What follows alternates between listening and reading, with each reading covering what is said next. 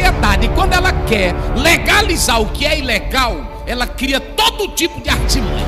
Soraya Moraes veio em suas redes sociais para defender a sua filha do movimento LGBTQIA+, pois a sua filha Raíssa Moraes e a companheira dela, Mariana, estiveram na casa de Soraya Moraes e aproveitaram para adorar a Deus naquele ambiente. Foi quando Soraya Moraes recebeu várias críticas dos seus seguidores, pois, segundo eles, Soraya Moraes concorda com o comportamento da filha, que para muitos é antibíblico. Veja o que Soraya Moraes respondeu. Confira. Ontem eu fiz uma reuniãozinha, porque eu estou fazendo aniversário, e nós tivemos um momento de louvor e adoração. E a minha filha estava aqui, rapidamente ela correu pegar o violão para participar. E toda vez que a minha filha estiver na minha casa, na sua intimidade, e ela quiser adorar a Deus, ela é livre para isso. Não importa as escolhas que ela fez, não importa a vida que ela está vivendo, mas o salmista, ele não especifica quem deve adorar a Deus. Ele simplesmente fala: todo ser que respira, louve ao Senhor. Então, ela é livre para louvar a Deus. E você não sabe, mas às vezes ela coloca louvor na casa dela. E ela fala: mãe, a presença de Deus invade a minha casa. Sim. Então, são mistérios de Deus. E são escolhas. Essa é a minha escolha. Eu aceito a minha filha. Eu a respeito como ser humano, como uma mulher inteligente, maravilhosa, talentosíssima, entendeu? Ela é uma publicitária talentosíssima. Ela cuida de muitas marcas grandes no Instagram, do marketing. É uma pessoa boa, é uma pessoa honestíssima, ela paga as contas dela. Eu acredito que você que não concorda e tá criticando e tá me mandando aqui direct, sabe, faz um pix pra ela, abençoa ela financeiramente, tá te incomodando a vida dela, então faz um pix, não faz crítica, só a crítica não vai ajudar nada. Faz uma oração, ore por ela, põe o nome dela no teu caderninho, ore por ela e pela companheira dela, a Mariana, que é outra levita do Senhor, organista da CBB, pianista, adoradora, e ela também precisa das suas orações. Uma menina maravilhosa, trata a minha filha bem, é carinhosa, uma cuida da outra, e ela tem muita oração na vida dela, os parentes dela da CBB oram muito por ela. Então, é sobre isso. Ser mãe é amar. Quando Deus, ele compara o amor dele com o amor de mãe e amor de pai, é porque nós, pais, temos que amar os nossos filhos e respeitar as escolhas dos nossos filhos adultos, né? Essa ministração é diferente para quem tem filho pequeno, menor de idade. Mas para quem tem filho adulto, basta você amar, respeitar. Na hora certa, Deus fará o que Ele quiser, porque Deus é soberano. Deus fará o que Ele quiser. Então ame, respeite, apoie, tá bom? O meu marido é médico de emergência, chefe de emergência. Ele atende muitos filhos de crente que tentam suicídio, filhos homofetivos que tentam suicídio, filhos de crentes. Então, assim, a internet é livre, você é livre para criticar. Eu não apago comentário de crítica, tudo, porque se eu escolhi expor minha vida aqui no Instagram, eu acho que eu tenho que ter maturidade para ouvir crítica. Mas vocês também têm que me ouvir, porque aqui é a minha rede social, é a minha família, é a minha casa. Então, é isso. Quero passar isso para você, pai, mãe, né, que tem filhos com as mesmas escolhas que a Raíssa Moraes. Ame, proteja, apoie, dê a mão. É o que Jesus faria, gente. Jesus deu a mão para todos que foram rejeitados pela sociedade. Jesus abraçou e na hora certa, Jesus disse: vai e mude a sua vida. Na hora certa vai acontecer. Enquanto não acontece, ame. Quem trouxe uma palavra muito forte sobre este tema foi o pastor Osiel Gomes. Ele trouxe uma palavra bíblica confrontante. Nem todos vão gostar de ouvir, mas será muito necessário. Você vai ver esse vídeo agora. Antes, eu só quero pedir para que você se inscreva aqui em nosso canal, dê um toque no botão curtir, que é muito importante, nos apoia, e vamos ao vídeo.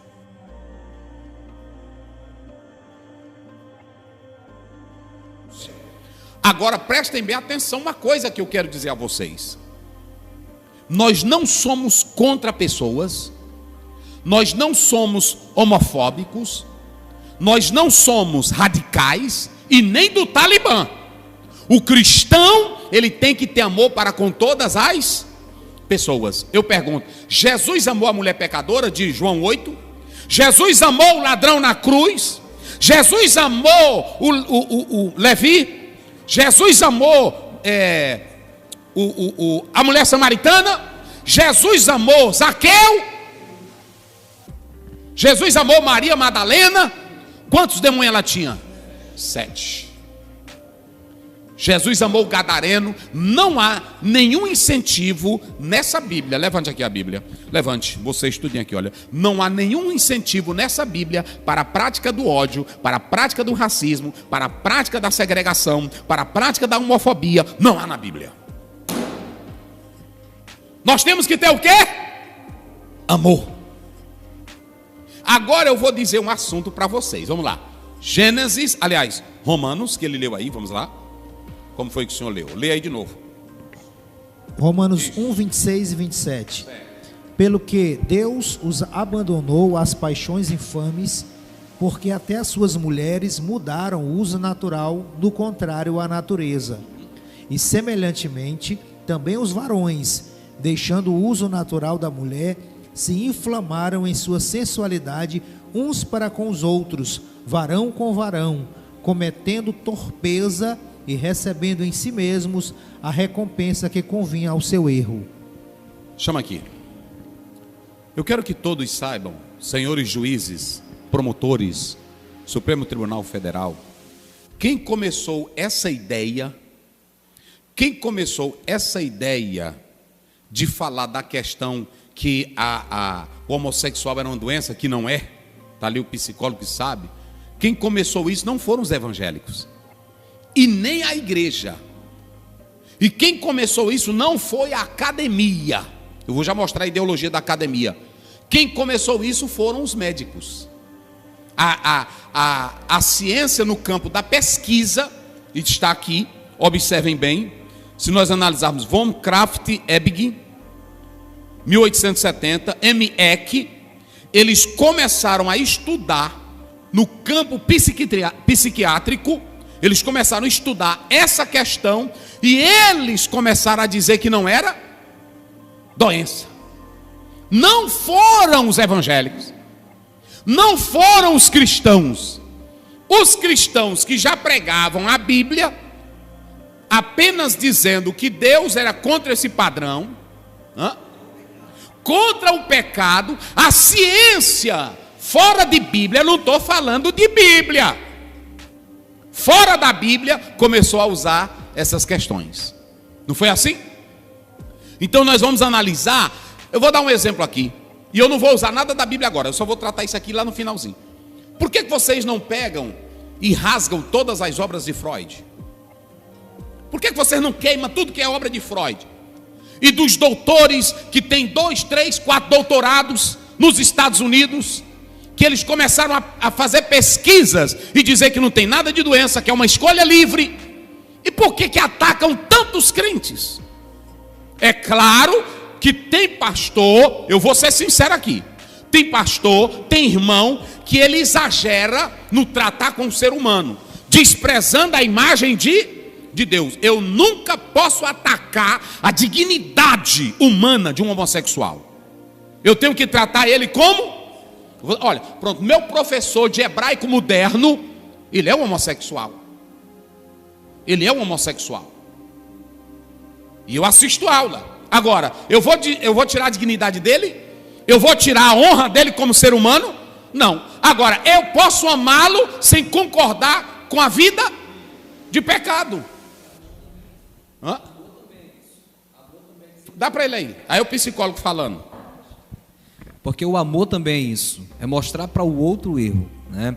E como o senhor bem disse, por que eles não rasgam então as obras de Freud e especialmente a psiquiatria moderna, que pensa da seguinte forma, que a homossexualidade é uma espécie de distúrbio, e isso não é um crente que fala, isso é a Sociedade Americana de Psiquiatria que fala, que é um distúrbio, né, uma espécie de distúrbio, aonde o prazer natural foi substituído por alguma coisa. Por exemplo, a jovenzinha que foi abusada lá atrás por um homem, ela cria um abuso da masculinidade do homem e quer sentir o quê? Quer sentir o carinho, quer sentir a afeição. Então eles dizem o seguinte, olha, você sublima, é como se sublimasse o prazer natural por algo que não era natural. Então isso não é o crente que diz, isso é a própria ciência que diz. Olha para cá, eu oro todo dia pelo Supremo Tribunal Federal, por todos os membros, que a minha Bíblia diz que é para orar por eles, por todas as... Eu oro pelos senhores e respeito as autoridades, porque eu sei que sem a estrutura política dos três poderes, ou um poder só concentrado, as coisas não prestam. Tudo que é concentrado em uma pessoa só, não dá certo. Então, a melhor coisa que tem no Brasil é a divisão dos três poderes. Anarquia, a bagunça, a baderna, não é aprovado pela Bíblia.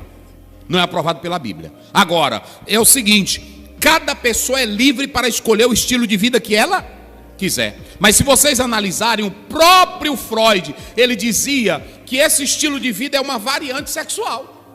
Freud dizia isso. E aí, coloca bem aqui, rapidinho, bem aqui, para nós corrermos aqui.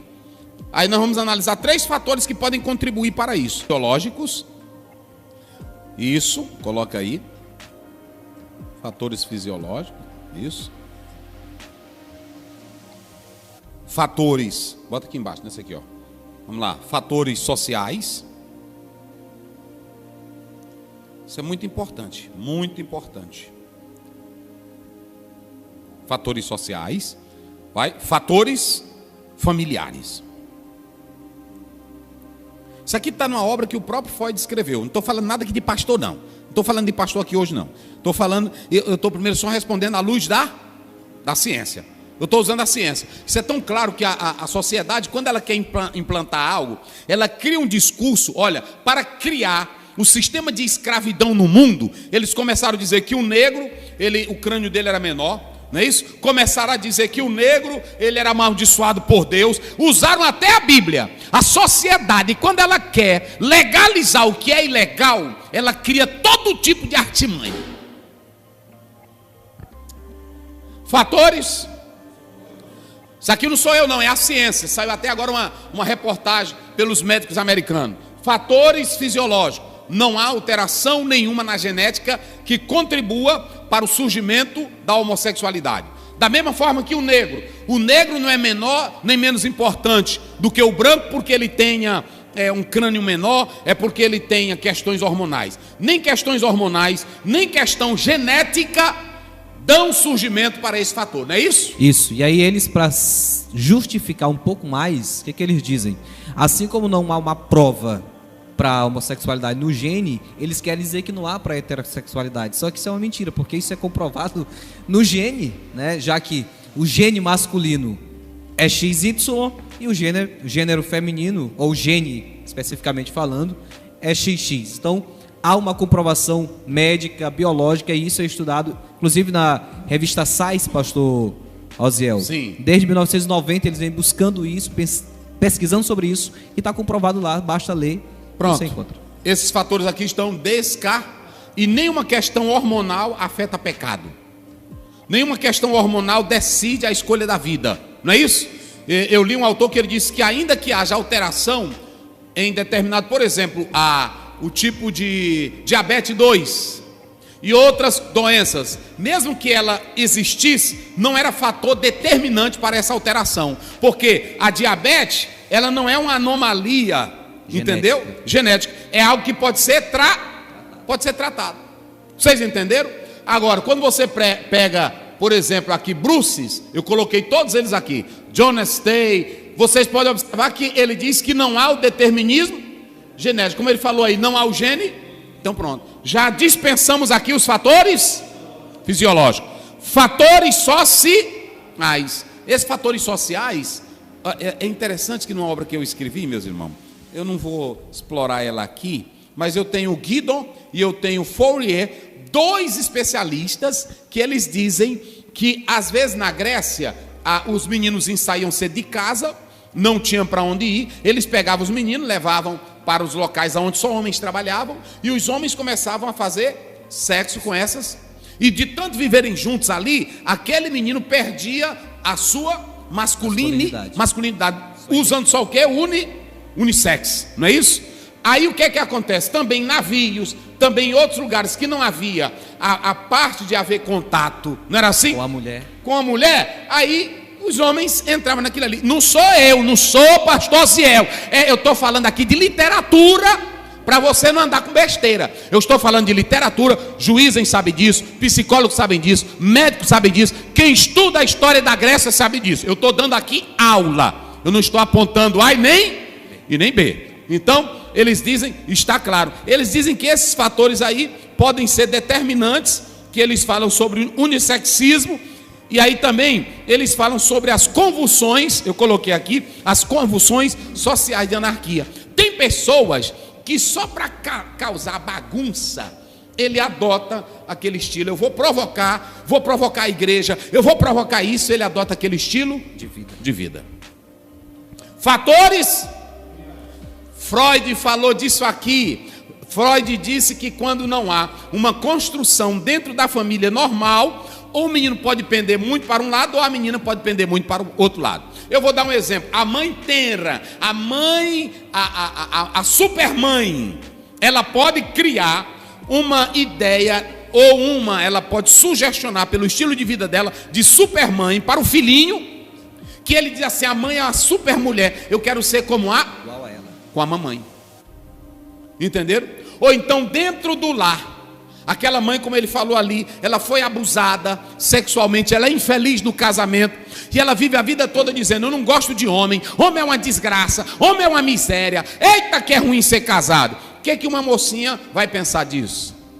Vai criar uma imagem negativa. Também a ideia do pai bruto, do pai que quer forçar a virilidade do menino. Às vezes o menino não corresponde logo àquilo ali, ele diz que o menino não é macho. Eu ouvi um médico dando uma palestra, me fugiu o nome dele aqui agora, ele dando uma palestra sobre isso, ok? Ele dando uma palestra sobre isso. Então, os fatores familiares, eles são diversos e contribuem para isso. E, pastor Aziel, isso Sim. deve ser pregado, inclusive, sempre, eu gostei da sua fala, de maneira magistral, por quê? Porque até infelizmente nas igrejas, Sim. tem mães que foram separadas, os maridos foram embora e começam a dizer, olha, não seja como seu pai, seja como eu, porque eu já ouvi isso, né, de filho dizer assim, olha, eu cresci a vida toda ouvindo a minha mãe, seja como eu, e ele acabou pegando o quê? Os gestos, as maneiras, as manias, e isso não é bom, porque o próprio Freud vai mostrar para nós que um lar precisa ser estruturado pelo lado masculino e pelo lado feminino. O filho precisa de uma representatividade masculina e a menina precisa de uma representatividade feminina, né? Para a gente não masculinizar o que é feminino e nem feminilizar aquilo que é masculino. Isso, e aí é o seguinte,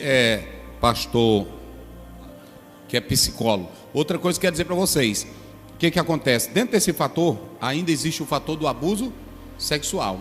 O que tem de pai que abusa a menina, o que tem não é assim? Eu já tratei vários casos aqui, já denunciei, entendeu? Casos aqui, você sabe disso, que nós já denunciamos, casos de abuso. Então, aquele menino que às vezes é indefeso, ele não tem como responder mentalmente, é abusado pelo padrasto, pelo pai ou pela madrasta e etc. Ele vai criar uma aversão contrária àquilo ali. Existem dois tipos de abuso. Existe o abuso que é para aquela criança indefesa, existe o abuso daquele que é consciente, que já é uma pessoa de maior. E pode acontecer também um extremo. Pode ser que essa pessoa que tem a consciência, ela entrou naquilo ali forçado, mas que amanhã ele, na verdade, ele começa a gostar daquilo por escolha dele mesmo. Porque a nossa natureza carnal, ela é tendente para um bocado de coisa.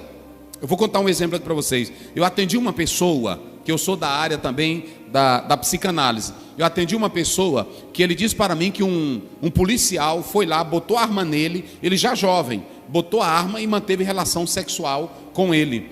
E ele disse que lutava agora para tirar aquilo da mente não conseguia. E procurava aqueles prazeres. Então eu estou mostrando questões que apontam para essas casualidades, ok? Estamos falando aqui não de Bíblia, agora eu não estou falando de Bíblia, eu estou falando de assuntos dentro do campo da ciência. Pronto, da ciência, ok? E aí quando eu falo do campo dentro da ciência, aí nós colocamos aqui que existe uma ideologia das academias. O que a academia vai dizer? Ela vai dizer claramente que na Grécia era um comportamento natural essa questão, e nunca foi provado. A maior autoridade está aqui, olha, sobre a questão da análise da história grega, ele descarta isso.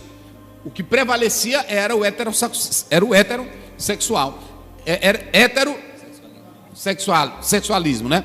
E era quem prevalecia. Nada disso aqui era verdade, mas nas academias, os que querem legalizar, forçam aquilo que a história não diz. É como dizer que o negro não tinha alma, a mulher não tinha alma, o negro é amaldiçoado, o crânio do negro é menor, não é assim?